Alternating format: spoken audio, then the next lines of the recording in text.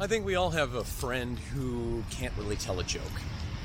You know, they either put way too much in the setup and there's not enough on the end, on the punchline, or they just mess it up. They can't remember the parts, the sequence, what have you. And I mean, it's the same with storytelling. Stories can be bungled, mangled. Stories have a simple structure, but not everyone understands that structure, and not everybody's able to actually do the performance, the delivery of it.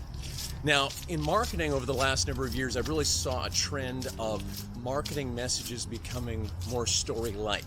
And at first, I felt like it was just a corporate buzzword. People were just saying they were stories, but they were just features, advantages, benefits, and it was just the messaging they were referring to as the story. But now, story brand, building a story brand, the book by Donald Miller, is really taking a hold, and I'm seeing companies embrace that style. And it's the idea that the hero is actually the customer, you as the company is the guide, and then the idea that the problems that exist for that customer, for the hero, are the villain in the story.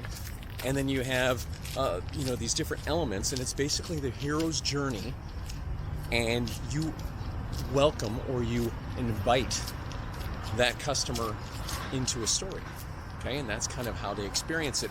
And so the brain science, everything's in check, it all makes sense. At Engagify, we are embracing that style of marketing because it does combine what we believe is that brain science and the performance aspects to it.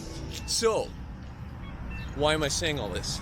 Well, I'm saying this because the fact that your people need to be able to tell the story. It doesn't matter how good the story is, if it's not told right, it's not going to have the same impact.